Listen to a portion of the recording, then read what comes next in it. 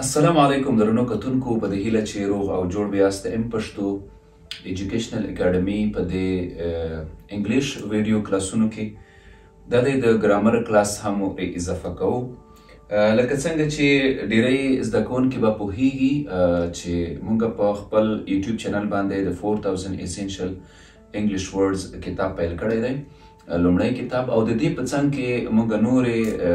ډیری ویډیوګانې چې هغه ټو سایډ کنورسیشنل سنټنسز دي یا ډیالوګ سنټنسز دي او همدارنګه ډیلی انګلیش سنټنسز دي چې هغه هم هره ورځ اپلوډ کیږي او لیدونکي لري انشاءالله خو ضروري دا وه چې موږ په د دې کتاب سره په څنګ کې د ګرامر کلاسونه پیل کړو او د ګرامر کلاسونه په ویډیو بڼه چې ولته موږ په کمپیوټر یا په موبایل باندې یوازې لیکو شاید سم پوه نشي نو د دې لپاره ضرور دا وه چې موږ ویډیو کلاس پیل کوو چې د ویډیو کلاس له لارې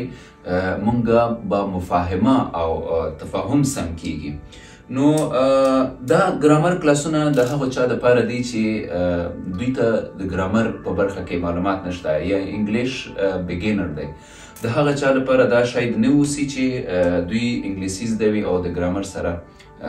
بلدوالی لري او مهمه پکې دا ده چې چیرې څوک د انګلیسي سره بلدوالی لري هغه یوازې د ده لپاره وګورئ چې چیرې زموږ نه کوم مسټیکونه کیږي مشکل پکې راځي نو موږ ته نظر راکولی شئ چې دا به ستاسو لپاره هم یو فایده به وي چې یو ورور یو پښتون ورور یو خور ته مو یو خیر رسیدلی وي تر څو زموږ دا میسج په غلط توګه خلکو ته لاړ نه شي خبره مې دا کوله چې د دویمې ژبې د زده کړې لپاره مهمه دا ده چې موږ په ګرامر باندې پوه شو خو دویمه ژبه لومړی چې موږ د خپله ژبه ده کله چې دویمه ژبه زده کوو دا ژبه څه شی ده د هغې لپاره موږ د پنني کلاس کې موږ خبرې کوو چې ژبه څه شی ده او د ژبې نه وروسته د ژبې د زده کولو لپاره لومړی سټیپ څه دی چې هغه د دې سبب شي چې موږ دویمه ژبه په ښه توګه زده کړلی شو دویم سټیپ د هغې لپاره ګرامر دی کله چې موږ یو دویمه ژبه زده کوو د سیکنډ لانګویج کله چې موږ زده کوو د امپورټنټ شی یا مهم شی دا دی چې موږ د ګرامر په رولز باندې پوه شو کله چې موږ په ګرامر باندې پوه شو نو موږ بیا دویمه ژبه ښه زده کولی شو نو لومړی موږ راځو په ننني کلاس کې لانګویج یا ژبه څه شی ده د ژبې تعریف موږ دلته لیکلی دی تیار د دې لپاره چې د دې ویډیو وخت اضافه نشي او ستاسې وخت زیات نه وي نیول شوی او یو میسیج په لنډه توګه تاسو ته رسېدلی موږ لیکل تیار دلته کړي دی او یوازې به موږ تشریح ورکوو ژبه څه شی ده موږ دلته په ژبه باندې خبرې کوو چې لنګویج څه شی ده لنګویج از د سیسټم اف کمیونیکیشن ما دلته لنډ تعریف راخیستی دی ډیریو خلکو شاید د دې لپاره زیات تعریفونه کړي وي او ډیر تعریفونه شته دي البته چې خو ما دلته لنډ تعریف د ده لپاره راواخیست چې موږ یوازې په دې رولز یا سره بلد شو چې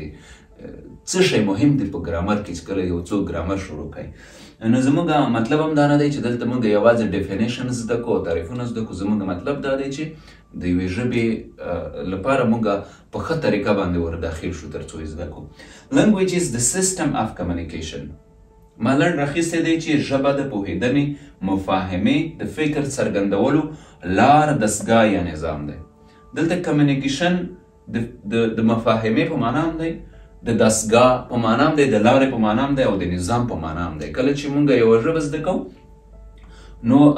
کله چې موږ د ژبې تعریف کوو البته نو موږ یې داسې کوو چې ژبه د پوهېدنې راپوهېدنې وسیله ده یا هغه سیسټم دی چې موږ د هغې له لارې د دې په نظام باندې پوهېږو یعنې په ترتیب باندې پوهېږو چې موږ یوه ژبه څنګه زده کوو صحیح ده نو ژبه چې کله دلته موږ تعریف راخلو چې دا د پوهېدنې د فکر څرګندولو لار او نظام دی نو دلته دا تعریف په همدې ځای باندې پای ته رسوو نورې خبرې پرې نه کوو راځو ګرامر ته دلته موږ وایو چې لنګویج از د سیسټم اف کمیونیکیشن د پوهېدنې راپوهېدنې وسیله یا دستګاه ده نو دلته بیا یایو چې ګرامر از د سیسټم اف لنګویج ګرامر بیا د ژبې وسیله ده دلته ژبه د پوهېدو راپوهېدو وسیله ده یعنې چې موږ پوه شو او دلته چې موږ په ژبه باندې کله پوهېږو نو بیا دلته ګرامر ته اړتیا ده چې موږ وایو چې ګرامر از د سیسټم اف لنګویج یا ګرامر از د کی اف لنګویج نو دا د ژبې یوه کنجي ده یوه کلي ده چې کله تاسو یوه نوې ژبه زده کوئ نو تاسو مجبور یې چې د دې لپاره ګرامر زده کوي. نو د دې معنا دا ده چې ګرامر از د سیستم اف لانګویج. ګرامر د